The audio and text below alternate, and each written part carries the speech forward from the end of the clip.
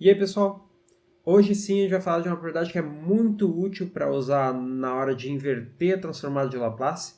E para mostrar essa propriedade, primeiro a gente vai definir uma operação nova entre funções. Então vamos lá. Então suponha que a gente tem duas funções contínuas por partes. E a gente vai definir então a convolução dessas duas funções a partir dessa expressão aqui.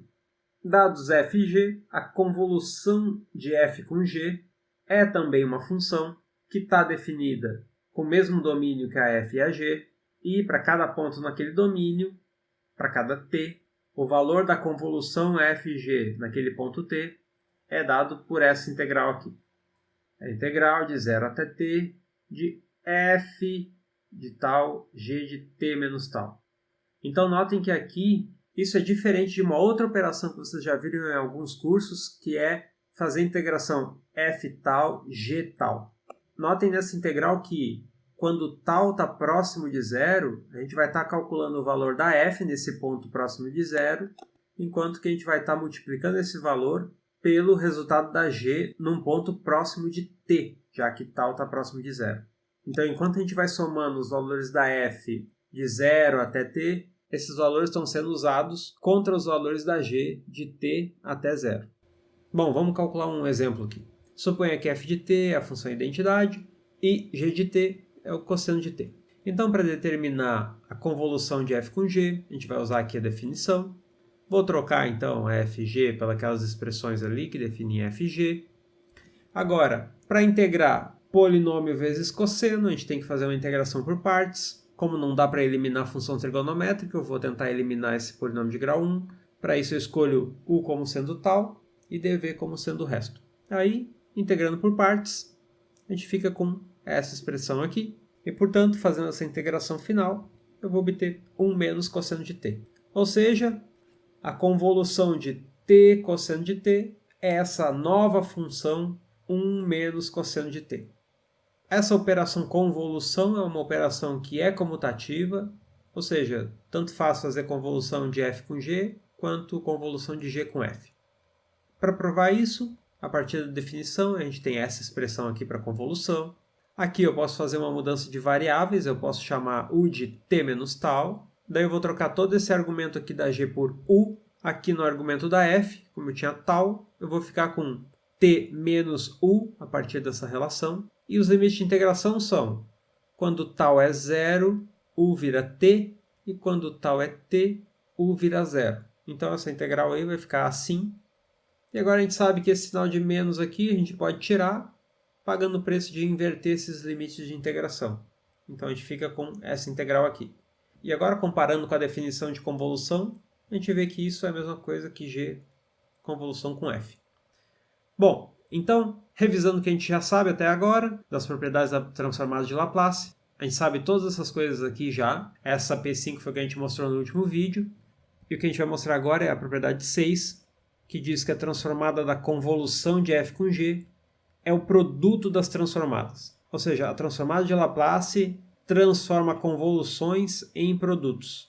Talvez a maior vantagem disso aqui seja na hora de inverter a transformada de Laplace, porque em quase todos os exemplos que a gente resolveu até agora, a gente sempre tem que inverter produtos de transformadas que a gente conhece. Então isso daqui dá uma maneira direta de como inverter esses produtos. Bom, vamos provar essa propriedade 6 e depois ver algum exemplo. Então, se a gente tem essas duas transformadas aqui da função f e da função g, pela definição da transformada de Laplace, essa aqui é a transformada da convolução f com g, e da definição de convolução, a gente obtém essa integral aqui. Como esse termo aqui não depende de tal, e essa integral aqui dentro é a integral com relação a tal, essa integral vê esse termo como se fosse uma constante. Então eu posso reescrever essas duas integrais dessa maneira aqui. Tá, agora para continuar com essa integração, vamos parar um pouco e vamos olhar só para a região onde a gente está fazendo aquela integração ali. Então, desconsidera o que está no integrando agora, vamos olhar só para a região onde a gente está fazendo aquela integração. Então, aqui a gente está integrando tanto na variável t quanto na variável tal. Então, a gente está integrando duas variáveis, a gente está com uma integração aqui em alguma região do plano t tal. Essa integração mais de fora é a integração com relação a t. Isso quer dizer que, como essa integral está indo de 0 a mais infinito, isso quer dizer que para cada t de 0 a mais infinito, a gente vai somar essa integral de 0 a t da função que aparece aqui dentro. Então, como essa integral mais de fora é com relação a t, então para cada valor aqui de t, a gente vai somar essa função aqui de dentro com relação à variável tal de 0 até t. Então, como a gente está fazendo essa integração de dentro até t, então eu vou marcar essa reta aqui, tal igual a t, pelo seguinte. Para esse valor aqui de t fixado, a integral de dentro vai somar essa expressão aqui com tal, com essa variável aqui, variando de 0 até t. Então, a gente está somando o valor da função nessa reta aqui, cuja primeira coordenada é t, e a segunda coordenada vai de 0 até o mesmo valor aqui, t. E isso a gente vai fazer para cada t nesse intervalo de 0 mais infinito, ou seja, para cada escolha aqui de 0 até mais infinito, a gente vai somar a função nessa reta aqui, que está indo de 0 até t. Então, a gente vai fazer isso para cada escolha aqui dessa variável t. Ou seja, a gente vai estar integrando nessa região toda aqui. Então, a gente está fazendo é somando aquele integrando, né, em todas essas retas aqui verticais que estão contidas dentro dessa região triangular. Agora, o que a gente vai fazer para continuar com aquela integral ali em cima é inverter a maneira com que a gente faz essa integração nessa região triangular. Da seguinte maneira, para somar a função em toda essa região em azul, o que eu vou fazer primeiro é integrar em relação a tal, ou seja, o que eu estou variando primeiro é essa coordenada aqui. Ou seja, para cada valor de tal fixado, a gente vai varrer essa região em azul, agora com retas horizontais. E notem que o ponto mais à esquerda aqui dessa semirreta laranja começa com t nesse valor aqui, que é o mesmo valor que tem aqui. E vai a partir dali até mais infinito. Então, para cada tal fixado, eu vou integrar t de tal até mais infinito. E agora, uma vez somado o valor daquele integrando nessa reta laranja, basta eu variar o valor de tal de 0 até mais infinito. E isso vai cobrir, então, toda essa região em azul. Notem que para fazer essa troca, a gente não mexeu no que tem aqui dentro. A função que aparece aqui no integrando continuou a mesma. A gente só mudou a ordem aqui da integração e ajustou os limites aqui de cada uma daquelas integrais. Então, essa integral que a gente obteve aqui, com relação a tal e depois em relação a t, eu vou trocar por uma integral em relação a t e depois em relação a tal e fazer os ajustes nos limites. E fica assim. Agora, notem que essa integral aqui interna é com relação a t, porém, essa função aqui não depende de t. Então, eu posso tirar lá dessa integral, escrever assim. Agora, a gente está quase lá. Para continuar, vamos apagar um pouco esses rascunhos. Para continuar com essa integração, eu vou fazer uma mudança de variáveis. Eu vou chamar t menos tal de u. E daí eu vou trocar essa integração com relação a t por uma integração com relação a u. E daí eu fico com essa integral aqui. Aqui ficou 0 porque quando t é igual a tal, isso daqui fica igual a 0 e, portanto, u tem que ser 0. Por isso que esse limite aqui é 0. Agora eu vou distribuir essa multiplicação por s que aparece aqui no exponencial. E como o termo menos s tal não depende de u, já vou tirar ele desse integrando. E eu fico com isso. Agora, acabou, né? Isso que aparece aqui é a transformada de Laplace da função g. E agora, como isso aqui não depende de tal, pela linearidade da integral, a gente obtém isso. E o que sobrou aqui foi a transformada de Laplace da f. Portanto, está aqui. Ou seja, a transformada da convolução é igual ao produto das transformadas. E está provada essa propriedade. Bom, se a transformada da convolução é o produto das transformadas, então a transformada inversa do produto é a convolução das funções. Ou, escrevendo sem usar f minúsculo e g minúsculo, a gente fica com essa expressão aqui para a transformada inversa do produto. Então tá, exemplos. Antes de começar, vamos colocar essa propriedade aqui no cantinho. E vamos calcular então a transformada inversa de 1 sobre s quadrado mais 3. Notem que aqui eu quero calcular a transformada inversa de duas funções de s que são transformadas conhecidas, né? Aqui está a transformada de 1 e aqui está quase a transformada de algum seno.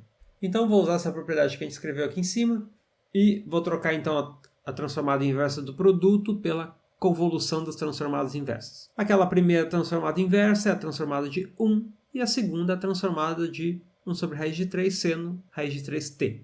Agora eu tenho que calcular essa convolução. Então vamos calcular aqui embaixo a convolução de 1 com seno raiz de 3t. Primeira coisa, eu vou usar a comutatividade, vou inverter essa convolução, só para na hora de calcular a integral não deixar o termo t menos tal dentro do seno, mas isso é só preferência mesmo.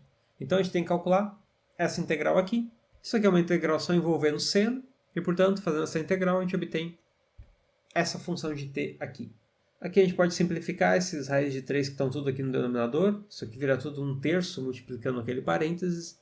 Então a transformada inversa que eu estou procurando é essa função de t aqui. 1/3 de 1 menos cosseno raiz de 3t. E acabou. Fazendo isso aqui, a gente evita ter que manipular aquela função de s usando frações parciais, por exemplo, que seria o caminho que a gente usaria aqui para resolver essa transformada inversa. Próximo exemplo. Esse exemplo envolve um tipo de equação que a gente não viu nenhuma vez no curso ainda, que é uma equação para uma função incógnita y, e essa equação não só envolve a função incógnita e a sua derivada, como também a integral dessa função incógnita. A gente vai ver uma aplicação de equações desse tipo nas próximas aulas. Bom, mas independente do que essa equação signifique, mesmo não sabendo direito o que está acontecendo nessa equação, a gente sabe resolver ela. Primeiro, note que aquele termo integral que aparece na equação é a integral de 0 a t de y. Isso é a mesma coisa que a convolução de y com a função 1. Então aquele termo ali é um termo que eu sei calcular a transformada de Laplace. Então, vamos aplicar a transformada naquela equação. Usando a linearidade, eu fico com essa expressão aqui. E usando a propriedade 2, a propriedade da translação, a propriedade da convolução, toda aquela linha se resume a isso daqui. Agora a gente pode começar a isolar a função incógnita y maiúsculo. A gente fica com essa expressão aqui. Vamos apagar o problema e as contas para continuar. Agora eu posso efetuar essa soma de frações aqui na esquerda para ficar com isso. E daí poder cancelar esse s aqui, pagando o preço de colocar um s aqui em si. Então está aqui. E agora a minha função y maiúsculo é igual a essa função de s. Tá, a primeira coisa que a gente vai fazer aqui é manipular aquele denominador. Então eu vou fazer completamente quadrados aqui. Notem que esses dois primeiros termos, s² menos 4s, isso são os dois primeiros termos de s menos 2 ao quadrado. Vai faltar só o último termo, que é menos 2 ao quadrado, que é mais 4. Então eu vou reescrever 1 como 4 menos 3. E agora, esses três primeiros termos aqui são a mesma coisa que s menos 2 ao quadrado. Portanto, aquela função y maiúsculo pode ser reescrita assim. Agora para poder usar essa translação em s que aparece aqui no denominador, eu vou fazer aparecer um s menos 2 no numerador também. E, apagando aqui para continuar, a gente já pode começar a inverter essa função de s. Y de t vai ser a transformada inversa dessa função de s que a gente encontrou. Para essa primeira inversão aqui, vou usar a translação em s. E nesse segundo termo aqui, vou usar a translação em t, que é de onde vem esse termo n a menos s. Então está aqui. Agora, aqui nessa transformada inversa, eu tenho um cosseno hiperbólico e um seno hiperbólico aparecendo aqui, cada um vindo de um desses termos aqui no numerador. E aqui eu posso usar a translação em s também, e vou obter essas expressões aqui. Aqui eu manipulei aquela função de s e ela já está pronta para a gente inverter.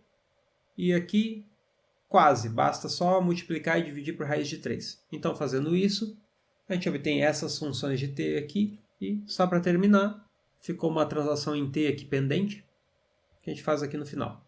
E está aí. A solução daquele problema envolvendo aquela equação íntegro diferencial é toda essa função y que a gente acabou de encontrar. E está pronto. Então tá. Por hoje é isso, gente. Tchau!